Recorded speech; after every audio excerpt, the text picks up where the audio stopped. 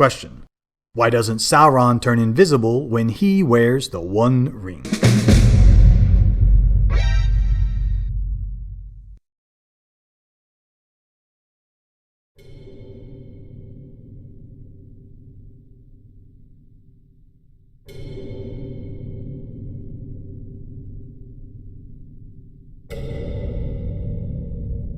The One Ring. Forged by Sauron in the fires of Orodruin, Mount Doom. Into his ring he poured his malice, his cruelty, and his will to dominate all life. Oh, the One Ring, with the power to conquer all of Middle-earth, the power to turn his wielder invisible, the power to corrupt the minds and hearts of even the most noble, the most heroic, the most good, the greatest of us all, the power to corrupt even the least of us. You know, the not-so-noble leafheads, for example. Yep. But what if I told you that the ring doesn't exactly turn one invisible? What if something quite different was actually happening instead? What are the powers of the ring, and why was it even made? And why does this happen? Yeah, okay, alright. Yep. Okay. Got it, yeah, right. What the took? It began with the making of the Great Rings. 3 rings for the elves, 7 for the dwarves, and 9 for men.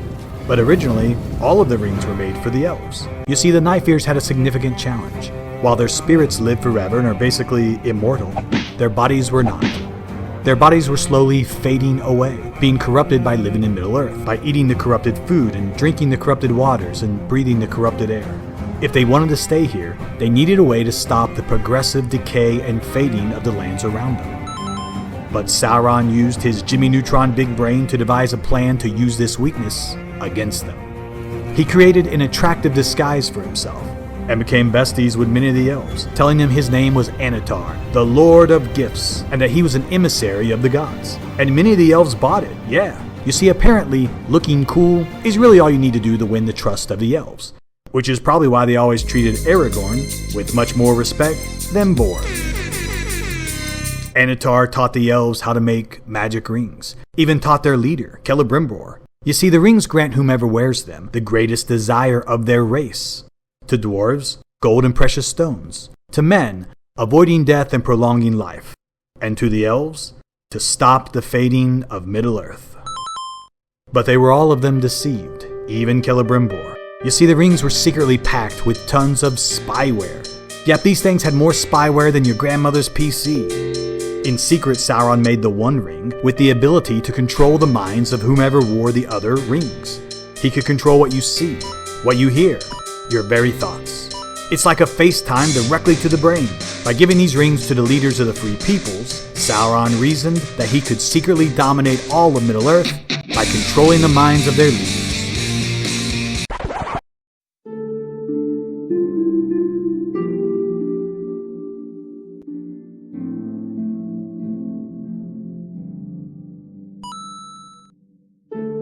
Of course, to do this, the ring would have to be incredibly powerful.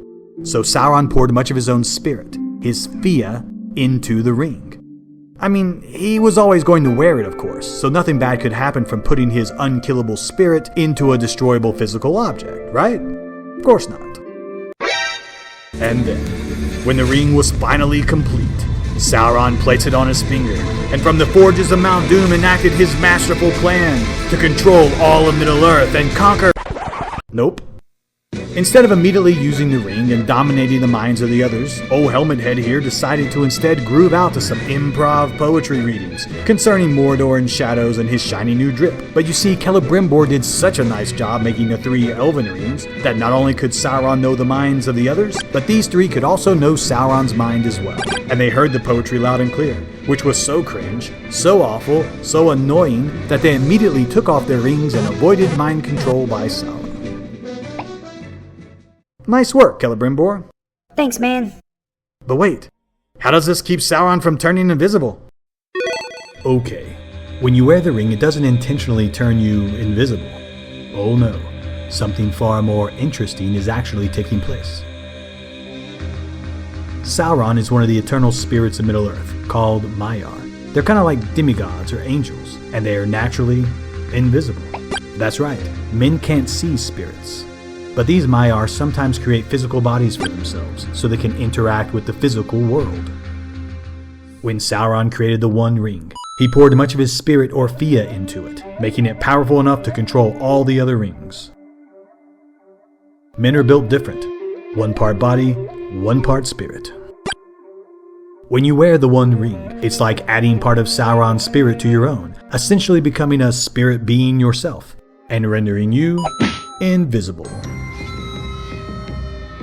You see, that's what happened to the 9 ring wraiths. They are practically ghosts, and that's why they could see Frodo when he put on the Ring of Weathertop. Spirits can see other spirits, and that's why Sauron doesn't turn invisible, and nor would Gandalf or Saruman or Tommy B for that matter. These legends are already spiritual beings, already living in both the physical and spiritual world simultaneously.